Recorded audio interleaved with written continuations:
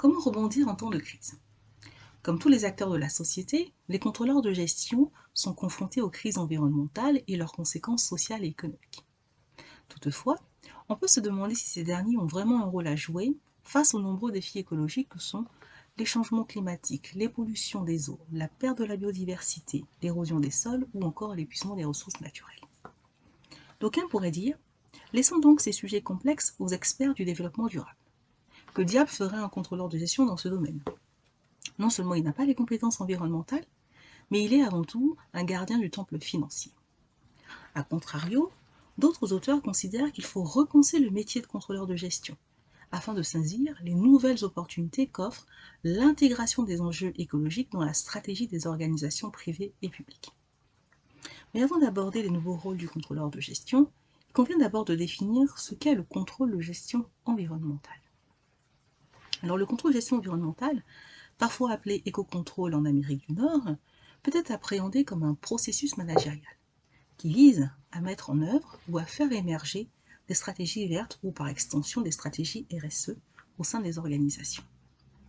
Sous la pression des parties prenantes, y compris institutionnelles, ce nouveau contrôle se construit entre, d'une part, le reporting extra-financier qui répond aux obligations légales et d'autre part, les besoins de pilotage de la performance globale. En effet, il existe aujourd'hui tout un arsenal juridique et normatif qui encadre le reporting extra-financier.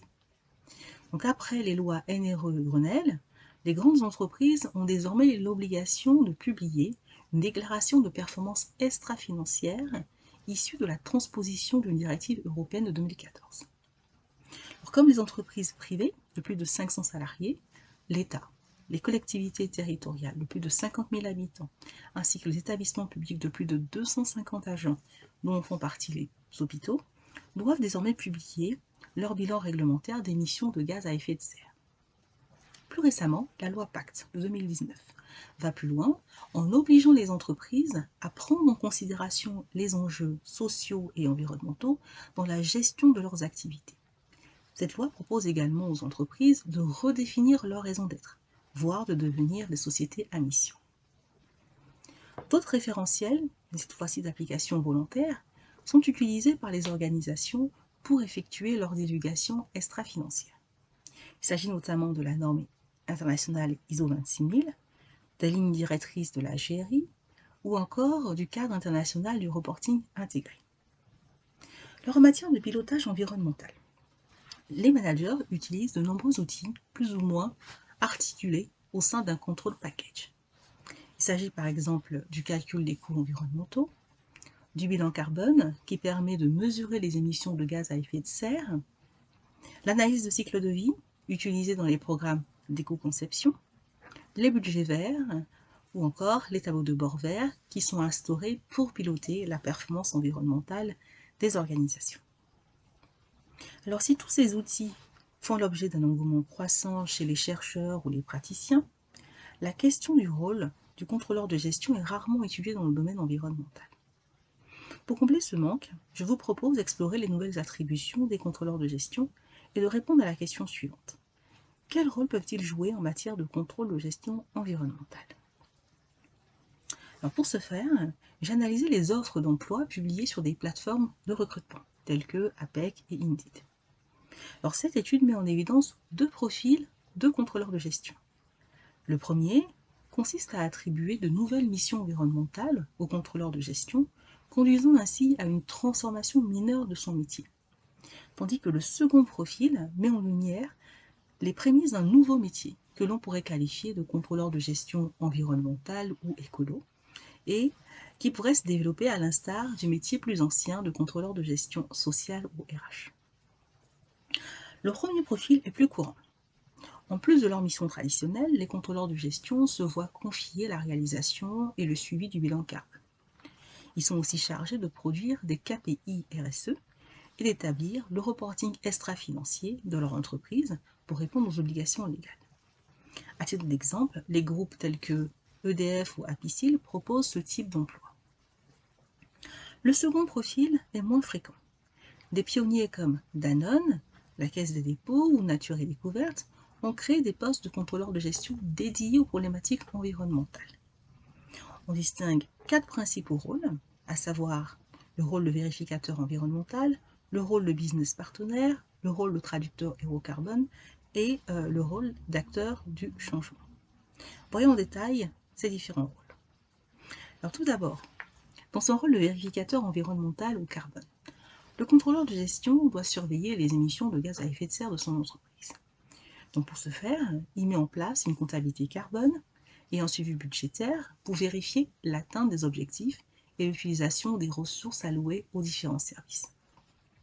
Il effectue également un reporting environnemental ou extra-financier pour rendre compte à sa hiérarchie et aux différentes parties prenantes. Ensuite, en tant que business partenaire, il remplit une fonction de conseil et d'aide à la décision auprès des dirigeants et des managers intermédiaires. Par exemple, il les accompagne dans l'élaboration de la stratégie et le pilotage de la performance RSE de l'entreprise. Le troisième rôle, qui est celui de traducteur, consiste à aider les managers et les opérationnels à s'approprier le nouveau langage environnemental. Il s'agit par exemple de traduire le langage CO2 en langage financier ou opérationnel compréhensible par les acteurs. Cette traduction s'opère en 3 étapes essentielles. La première consiste à convertir en émissions de gaz à effet de serre les données d'activité, telles que le nombre de kilomètres de fret parcourus, les consommations de litres de carburant ou d'énergie en kilowattheure. La seconde étape vise à définir avec les managers les objectifs de réduction et les plans d'action carbone. Et enfin, la dernière étape permet d'évaluer l'efficacité des actions déployées en valorisant en euros les réductions des émissions de gaz à effet de serre obtenues. Pour terminer, le rôle d'acteur du changement permet aux contrôleurs de gestion d'être perçu comme un éveilleur de conscience écologique au sein de l'entreprise. En effet, en développant de nouveaux outils de pilotage et d'aide à la décision, il permet aux acteurs de l'entreprise de prendre conscience de leurs impacts environnementaux et de modifier par conséquence leur comportement. Avec les parties prenantes externes, par exemple les fournisseurs, il est amené à les encourager, à les conseiller, afin qu'ils réduisent les impacts environnementaux de leurs produits durant leur cycle de vie. Alors, parallèlement à l'émergence du métier de contrôleur de gestion environnementale, se développe un marché du conseil en RSE sur lequel investissent les Big Four, PwC, EY, Deloitte et KPMG, ainsi que des cabinets spécialisés.